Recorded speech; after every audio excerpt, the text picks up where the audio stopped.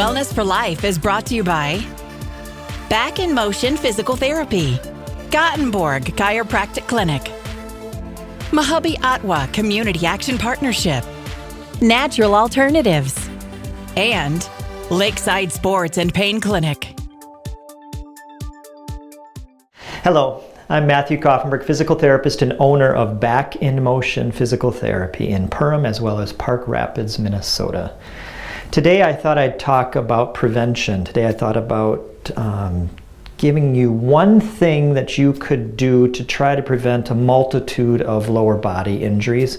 It's one very simple thing that you could consider doing to try to prevent some common injuries like plantar fasciitis or Achilles tendonitis or shin splints or even knee arthritis.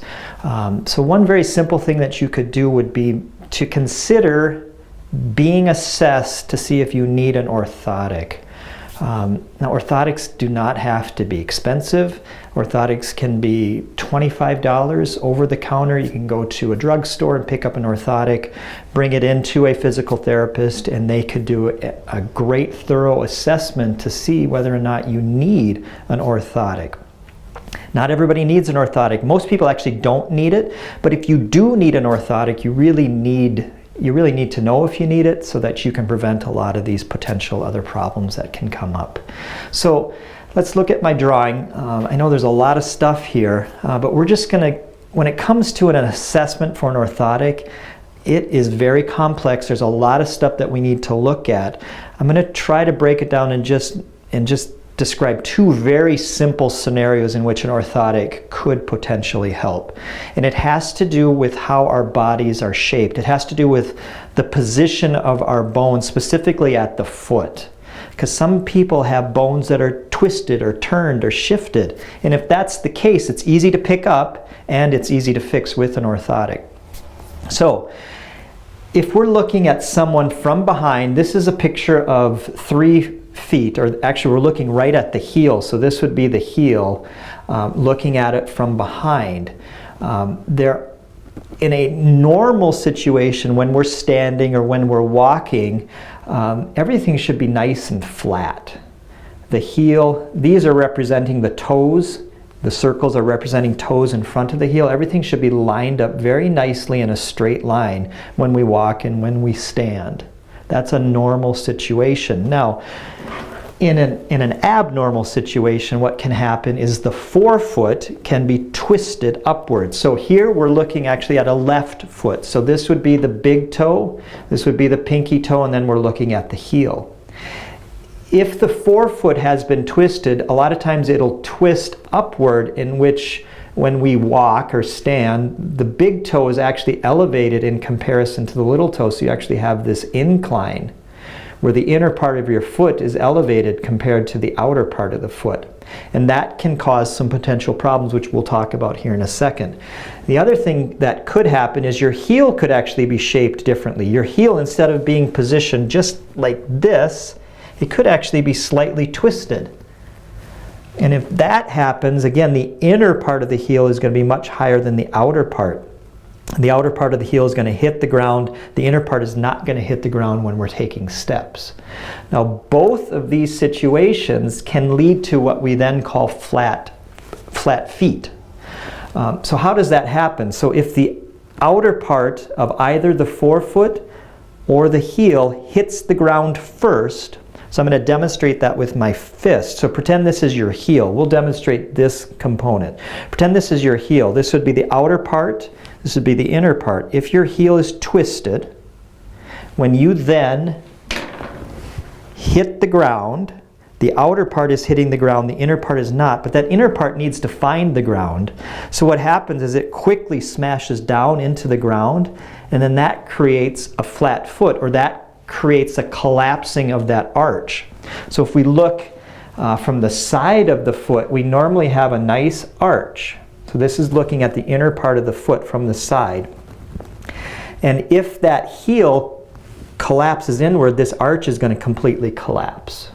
So again, looking at the back, so if we start here, We've got a heel that's turned. We hit the ground, it then will turn inward like this picture is trying to show. It's turning inward and the whole area just kind of collapses down.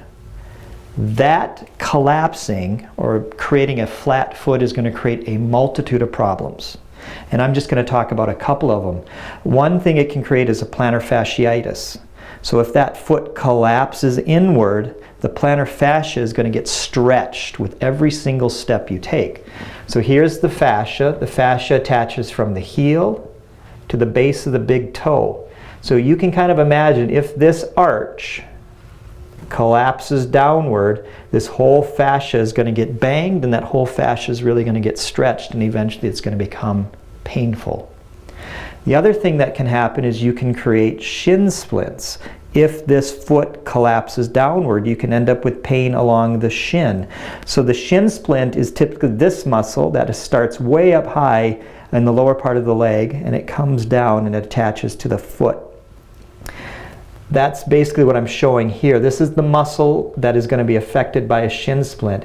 It attaches up high on the shin, and it comes down and attaches on the inner part of that arch. This one's fairly easy to visualize. If that arch collapses, this whole muscle is going to get really pulled and stretched. I can actually demonstrate that with a rubber band. So just imagine the rubber band is that particular muscle that we're talking about.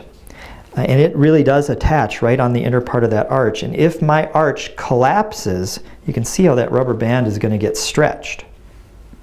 So with every moment my foot collapses, that particular muscle that creates a shin splint is going to get really, really irritated, and you're going to have significant problems. The other thing that I don't think people really think about is the knee. You know, if that arch collapses because of one of these scenarios, that foot turns in, it actually causes that shin bone actually to rotate. It then also causes the femur to rotate inward. So you end up with this really miserable portion of the knee, and you can end up, over time, you can end up with knee OA or knee osteoarthritis or arthritis within the knee. So why can that occur? So if you have this position of the shin on the femur, so here's the femur, here's the shin. Normally those two should line up nice and flat, but in a situation like this, the outer part of the knee is going to collapse into the blue component of my drawing here is the cartilage. That outer portion of the femur is going to collapse right into the inner portion here and squish that cartilage, causing some damage. The other part that you'll notice is it'll actually stretch the cartilage on the other side. That's what I'm trying to depict here, is that cartilage is getting stretched. So either squishing the cartilage or stretching the cartilage is going to damage the cartilage. And arthritis is simply damage to cartilage. And so not fixing a flat foot can create a whole host of problems. It's really easy to fix a flat foot, but what you need to do is you've got to get an assessment to see if you truly need an orthotic. We can easily put an orthotic into your shoe. Make sure though that you have a professional look at it. You don't want to just go buy an orthotic and throw it in because it might not fit your foot right. So you want to make sure you come in and bring it in, and we can take a look at it and adjust it as necessary. Thanks so much for listening. Give me a call if you have any questions, 218-346-2464.